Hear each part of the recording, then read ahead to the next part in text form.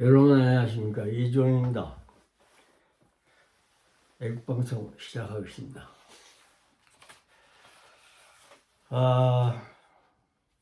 지난번에는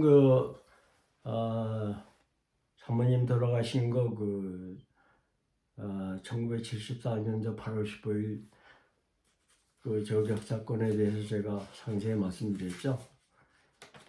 그건 한국서 조상 내용이 내외답감에도 나와 있죠. 거기에 제가 덧붙여서 저희 의견을 제가 말씀드렸다고 봅니다. 이제 그 후에 또 청와대 소식은 다음 방송을 해드리고, 제가 이제 다시 미국에 와서 첫 도착한 이후에 얘기 말씀드렸죠. 한 달 후에 집에 이사 갔고, 어머니께서 집을 마련해 주셔서 집에 와서 있게 됐죠.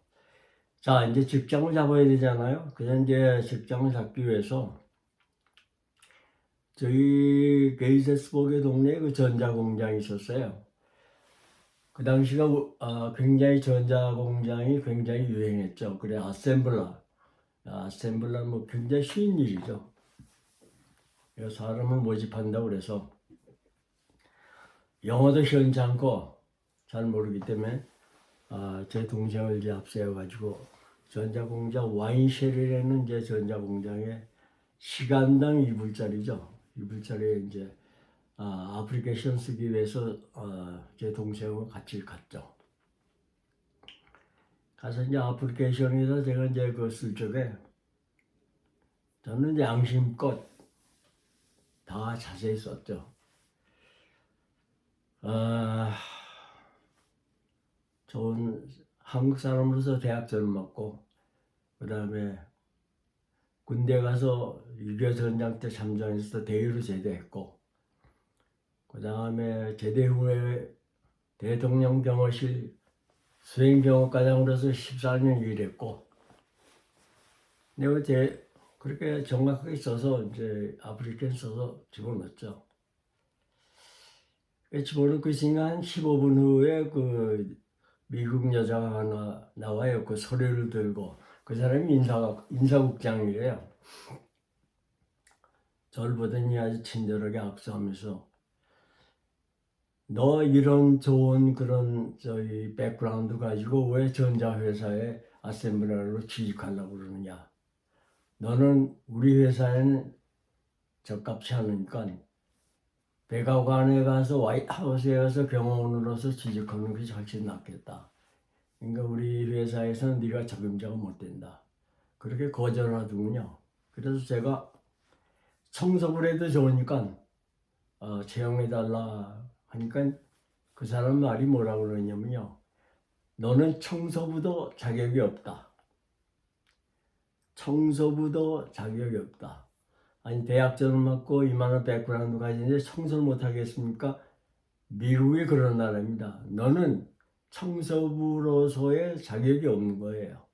청소부는 청소부가 하는 거지, 너의 백그라운드 가지는 미국의 화이트하우스에서 경호실에서 일하는 인물인데 청소부로서는 자격이 없는 거야. 그러니까 거절한다고 대짜 맞았죠.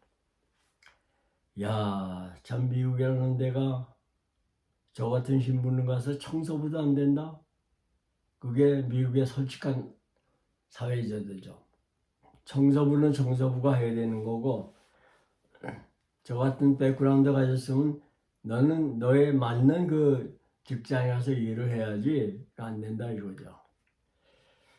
그래서 그 다음에 이제 다른데 이제 직장을 또 아프리카에서 쓸 때는 거짓말을 썼죠. 금성전자에 30년 근무하고 직공으로서 근무하고 수부바사까지 했다고 했더니 가니까 거기니까 대환영이라고 그러면서 이제 직장을 가졌죠. 직장 갖고도 시간당 2불 가지고는 살 수가 없어요. 그래서 제가 낮에 죄송합니다. 7시 반부터 2시 반까지 일하고 3시 반부터 11시 반까지 투잡을 쳤죠. 밤일까지. 그래봤자 시간당 4불이에요. 그거 가지고도 우리가 다섯 식구 밥 먹기 힘들었다고요. 집에 돈 내는 거 없이 집은 거저 산다 하더라도 그 당시 제 월급 가지고는 살기가 힘들어서 집사람이 또 시간당 이불짜리 일을 나갔죠. 그 당시 애들이 8살, 6살, 5살이에요. 걔네들 베이비시트 보내면 집사람이 일하는 거 시간당 2불 가지고요. 일주일에 현찰 80불 가져오는데요. 80불도 모자라요. 그러나 집사람도 일하고 저희가 밤낮으로 일하고 참 죽을 맛이죠. 제가 진짜 솔직히 말씀드려서 죄송합니다. 죽을까 하고 생각도 해봤는데 아이들을 보고 집사람을 보고 하니까 참 그럴 수도 없었고, 그래서 이건 용기를 가지고 이제 일을 하게 됐죠. 서투른 일을 하다 보니까 시간당 입을 가지고 안 되기 때문에 안 되겠다 해가지고 한 6개월 후에 철검소를 직장을 옮겼죠. 철판 다루는 회사죠. 굉장히 위험한 작업이죠. 가자마자 한 2달 후에 제가 사고를 저질렀죠. 철판을 자르는 일을 잘못해가지고 그 철판이 튀어가지고요. 왼쪽이 뺨을 쳤어요. 그래서 이제 병원에 응급실에 갔죠. 그랬더니 거기서는 할 수도 없고 정형외과에 가서 이제 꼬매가지고 수술을 했죠. 참 그 응급실에 누워 있는데 눈물만 나오더군요.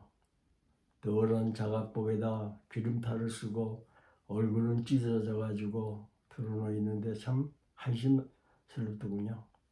그런데 불행히도 그게 의사가 뭐냐면 한 달 동안은 치료받아야 된다고 그래요. 그런데 직장이 떨어질까봐 한 일주일 후에 제가 회사를 나갔더니 회사에서 나오지 말라고 그래요. 너 그거 다나에 나오지 그래가지고 안 된다고 그래서 저는 이제 직장 떨어질까봐 그냥 한국식이죠. 그냥 일하겠다니까 그러려면 하라고 그러는데 그 여름에 그냥 땀이 흐르는데 땀이 그 수술한 자리에 막 들어가는데 쓰라리고 아픈데 그것도 참고 일했죠. 불행히도 그렇게 일하는 동안에 한 달도 못 돼서 또 사고를 저질렀어요. 오른쪽 가운데 손가락이 부러졌죠. 그래서 부러지자마자 이모션씨 같은 병원에 갔더니 당시에 불행하게도 그 같은 의사예요. 의사가 너는 왜 사고를 갖다 이렇게 자꾸만 저지르냐. 너 볼 때 너는 그 회사에 있을 자격이 없다. 적합한 직업이 아니야 넌. 너는 그만둬야 돼. 내가 이미 사장한테 편지를 써서 너는 그 직장에서 그만두고 해야 된다고 그러더군요. 그래서 그걸 제가 또 그걸 붙들고 못하는 영어 가지고 좀 살려달라고 먹고 살아야겠다 살려달라고 해가지고 그렇게 애원했었죠. 직장에서 밤 11시 반에 끝나고 집에 들어오면 12시죠. 매일같이 편지 썼죠. 박정규한테. 너 나쁜 놈. 너 처벌받을 거야. 언제보다. 너 대통령 뭐 특별 비밀 가진 사람으로서 뭐 말 조심하고 뭐 어쩌고 저쩌고 해. 그래. 대통령 측근자라서 이렇게 고생하고 일을 해서 이렇게 해야 되냐? 그리고 편지를 썼죠. 매일같이 쓰는 편지 갖다 이제 일주일에 한 3번. 일주일에 3번 지쳐서요. 일주일에 2번.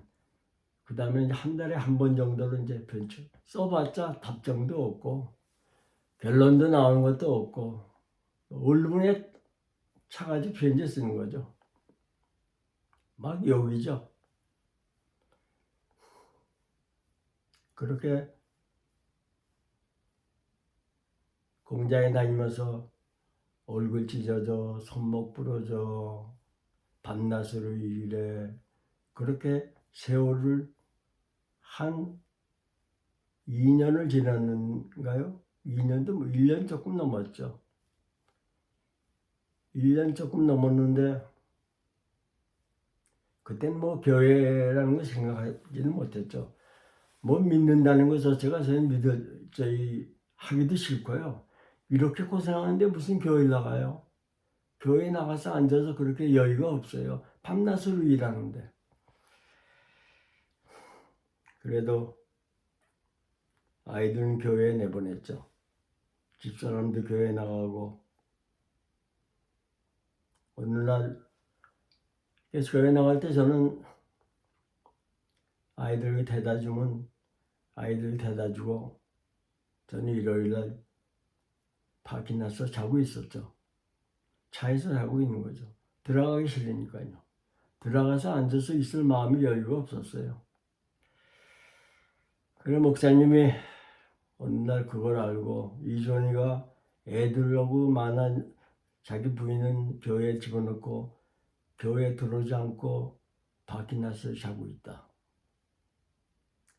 그리고 상당히 목사님이 안 됐던 모양이에요. 그 겨울에 추운데 얼뜬 그 교회 들어오면 따뜻한 데 있는데 그걸 차 안에서 힐을 켜고 저렇게 기다리고 있다. 그래서 어떤 데 가끔 보면 목사님이 나와서 바깥에 이렇게 쳐다봐요. 제가 어디 있나 해가지고. 목사님은 저에 대해서 과거를 자세히 또 다 아신 모양이에요. 어느 날 목사님이 집사람한테 저희 집에 신방 오시겠다고 얘기를 하신 모양이에요. 집사람은 저한테 물어봐야기 때문에 제가 교회 갔다 거부하니까 집사람이 얘기를 하더군요. 목사님이 신방을 오시겠다는데 어떻게 했으면 좋겠느냐. 그래서 제가 아이들도 열심히 나가기 때문에요. 승낙을 했죠. 어느 날 목사님 오신 날에 집에서 없는 거 있는 거 그래서 밥상을 차려가지고 목사님하고 사모님하고 이제 집에 오신 날이 있었어요. 제가 그날 무슨 생각을 했느냐면요. 목사님이 오셔가지고 저한테 물어보실 거라고요. 너 교회 안 들어와? 왜 밖에 나서 왜 자고 있어? 이러고 하실 때 제가 거기에 대한 답변을 하기 위해서 마음의 준비를 단단히 하고 있었죠. 방교이죠 이제. 그 당시 김현칠 목사님인데 좀 돌아가셨죠. 목사님이 들어오셨어요. 그래서 같이 앉아서 식사를 하고 사모님은 집사람하고 얘기를 하고 저는 목사님하고 소파 하나가 있는데 거기에 둘이 앉아서 이렇게 있었죠. 저도 목사님 무슨 말이 나올까봐 나오면 내가 반격을 해야겠다 하고 너 왜 교회 안 들어와? 하면 내가 이제 거기에 대한 얘기를 하려고 잔뜩 마음을 먹고 있었는데 목사님이 한 15분 동안 얘기를 안 해요. 가만히 눈을 감고 계시더군요. 한 15분이 지나니까요. 저도 답답해 죽겠어요. 목사님 얘기 안 하니까. 목사님이 뭐라고 그러냐면 이주원 씨 얼마나 고생이 많으십니까? 그렇게 좋은 직장에서 대통령 모시고 경호과장 하시신 분이 여기서 시간당 2불짜리 철판 공장에서 일을 하고 있으니 얼마나 저희 수고가 많느냐고. 그냥 그 목사님의 그 한마디에 이 세상에서 나를 다 몰라주는데 목사님은 나를 갖다 이렇게 알아주는구나 생각하니까 그냥 통곡을 하고 울면서 목사님을 붙들고 울었죠. 야, 세상에 나를 알아주는 사람이 목사님이 있구나. 나는 날 다 몰라주고 다 나를 갖다 이렇게 배신하고 날 이렇게 하는데 나를 이렇게 알아주는 목사님이 진짜 목사님 감사합니다. 앞으로 교회 열심히 나가겠습니다. 목사님 저를 갖다 이해해 주시고 저의 마음을 위로해 주시니 감사합니다. 그냥 통곡으로 울었죠. 그 다음 주부터 이제 교회를 나가기 시작했죠. 하나님 불쌍히 여겨주시고 그동안에 죄가 있다면 다 용서해 주시고 저는 지금 열심히 이렇게 살고 있습니다. 하나님 저 좀 도와주십시오. 힘없고 곧 쓰러질 저의 입장 하나님께서는 잘 알고 계실 줄 믿습니다. 그러나 진실은 밝혀질 걸로 믿고 열심히 교회에 나오겠습니다 하고 하나님한테 맹세했죠. 그부터 이제 교회에 나가기 시작했죠. 오늘은 이제 교회에 나가게 된 거, 교회에 어떻게 나가게 됐냐, 나가게 되고 하나님 믿게 된 거, 여기까지 제가 말씀드리겠습니다. 더 이상 하려고 그러니까 마음이 울적해서 말이 잘 안 나오는군요. 다음에 또 이어서 또 여러분께 방송해드리겠습니다. 여러분 다음 시간까지 안녕히 계십시오. 감사합니다.